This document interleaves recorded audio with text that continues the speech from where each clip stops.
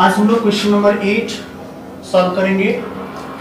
Question है arrange the following rational numbers in ascending order.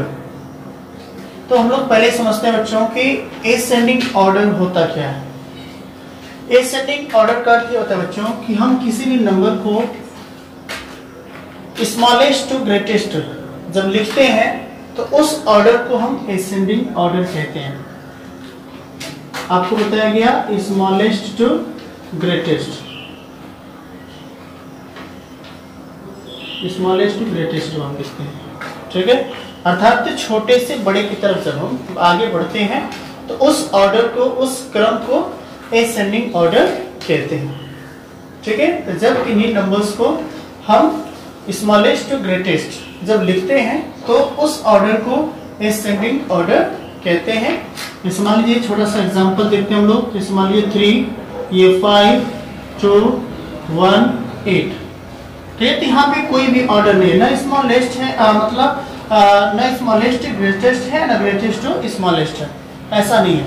यदि हमें लिखना हो असेंडिंग में अर्थात स्मॉलेस्ट टू ग्रेटेस्ट की तरफ तो हमें क्या करना होगा, छोटे से बड़े की तरफ, अर्थात सबसे छोटा पहले लिखेंगे, उससे लार्ज होगा, उससे लार्ज आपका 3 है, उसके बाद 5, उसके बाद 8 है। देखिए स्मॉलेस्ट टू ग्रेटेस्ट की तरफ हम आगे बढ़ रहे हैं।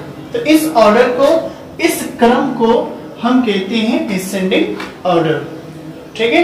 तो बच्चों ध्यान देना है आपको, यदि हमें किन्हीं नंबर्स, चाहे वो रेशनल नंबर्स हो या फ्रैक्शन हो, ठीक है, तो उन्हें यदि हमें अरेंज करना पड़े असेंडिंग ऑर्डर में तो सबसे पहले हमें ध्यान देना पड़ता है बच्चों कि इसमें क्या डिनोमिनेटर इक्वल है। अगर है तो न्यूमरेटर में देख लेते हैं कौन छोटा, कौन उससे बड़ा, कौन उससे बड़ा, कौन उससे बड़ा। लेकिन यदि डिनोमिनेटर इक्वल नहीं है तो सबसे पहले हम डिनोमिनेटर इक्वल करते हैं, ठीक है।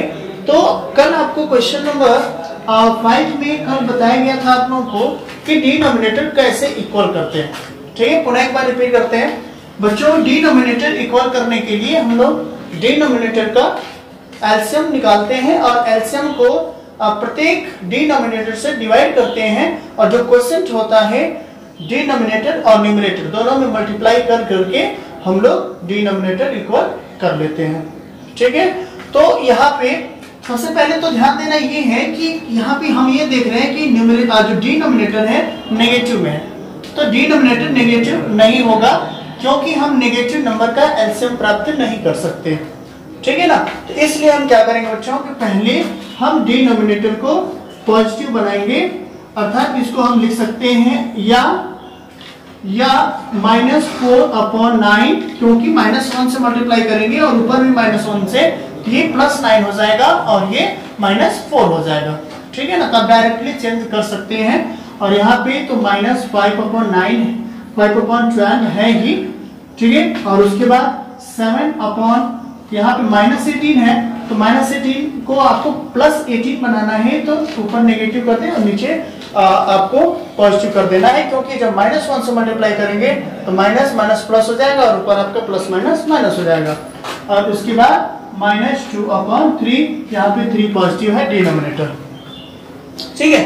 तो बच्चों यहाँ पे यदि आप एलसीएम निकालें, LCM of -4/9 -5/12 -7/18 and -2/3 and -2/3 is, अगर निकालते देखिए 9, 12, 18 और 3 का अगर आप एलसीएम निकालेंगे तो आएगा बच्चों 36, क्योंकि 36 वह स्मॉलेस्ट नंबर है जो 9 से भी डिवाइड होगा, 12 से भी डिवाइड होगा, 18 से भी डिवाइड होगा और 3 से भी डिवाइड हो जाएगा, ठीक है ना। तो इसलिए आपका जो एलसीएम होगा इनका -4/9 -5/12 या -7/18 या -2/3 का आपका अगर निकाला जाए डिनोमिनेटर का एलसीएम तो आएगा 36, ठीक है ना।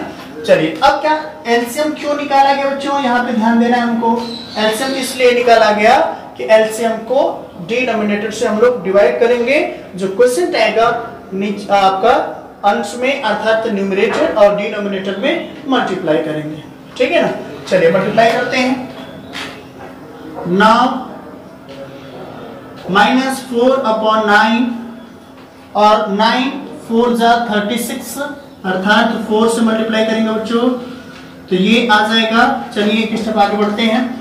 फिर उसके बाद -5/12, 12 से 36 को डिवाइड करेंगे तो 3 बार में डिवाइड हो जाएगा, अर्थात -5/12 यहाँ पे 3 से मल्टीप्लाई कर दिया जाएगा बच्चों।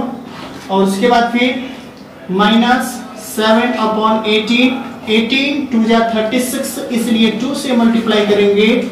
और उसके बाद यहाँ पे बच्चों -2/3, 3 से यदि 36 को हम डिवाइड करें तो 12 बार में डिवाइड होगा, इसलिए 12 से मल्टीप्लाई होगा।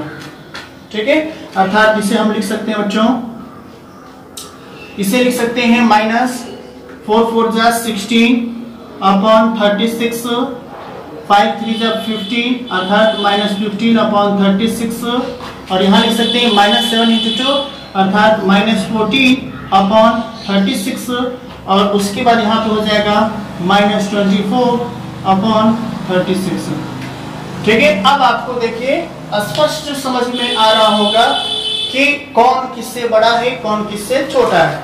ठीक है, तो हमें लिखना है असेंडिंग ऑर्डर में, अर्थात स्मॉलेस्ट टू ग्रेटेस्ट, अर्थात छोटे से बड़े की तरफ आगे बढ़ना है। इसलिए हम लोग क्या करेंगे कि असेंडिंग ऑर्डर इसका क्या होगा,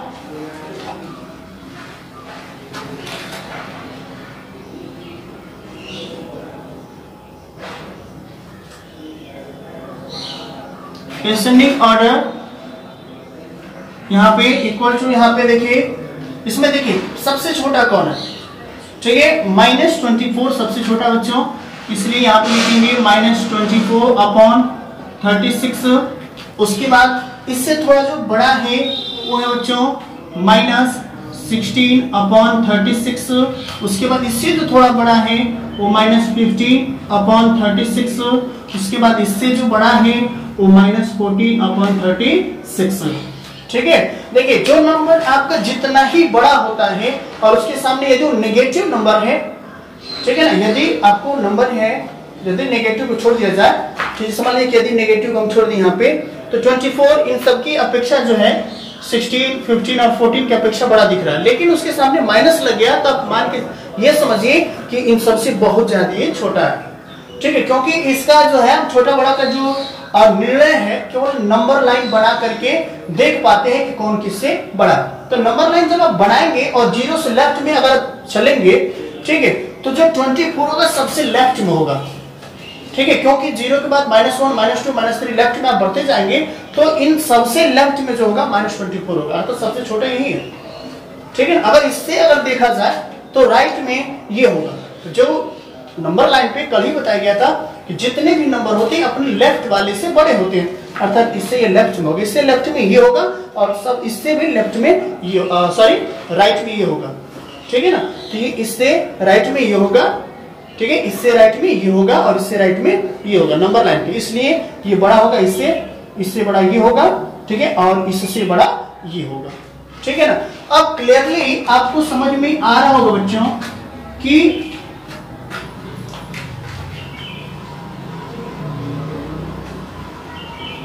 क्लियरली अगर देखा जाए तो देखिए ये किसका वैल्यू कौन है, -24/36 यहाँ पे देखें किसका वैल्यू है, ये आपका -2/3 का वैल्यू है। ठीक है, तो -2/3।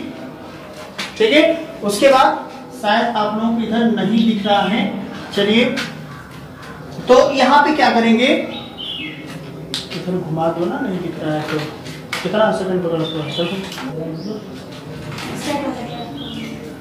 ठीक है, चलिए स्टार्ट करें। तो बच्चों यहाँ पे स्पष्ट हो रहा है कि -24/36 है वो आपका -2/3 का वैल्यू है। ठीक है ना, तो यहाँ पे हम लोग लिखेंगे -2/3 से जो बड़ा है बच्चों -24/36 से आपका जो बड़ा है -16/36। अब ये देखना है कि ये किसका वैल्यू है। देखिए ये यहाँ पे था और ये जो वैल्यू है आपका 4/-9 का है। ठीक है ना, तो यहाँ पे लिखेंगे 4/-9, ठीक है, इज लेस देन ठीक है, ये छोटा है किससे, ये आपका -15/36। ये देखना ये किसका वैल्यू है, ये जो बच्चों वैल्यू है -5/12 का है, अर्थात यहाँ पे लिखेंगे -5/12, ठीक है, इज लेस देन। देखिए यहाँ पे देखिए -14/36, इसको देखना ये किसका वैल्यू है, ये आपका जो वैल्यू है बच्चों ध्यान दीजिएगा, ये वैल्यू है, ये तीसरे नंबर पे है 7/-18 का वैल्यू है, अर्थात यहाँ लिखेंगे 7/-18, ठीक है ना। तो ये आपका एसेंडिंग ऑर्डर है, ये आपका आंसर है।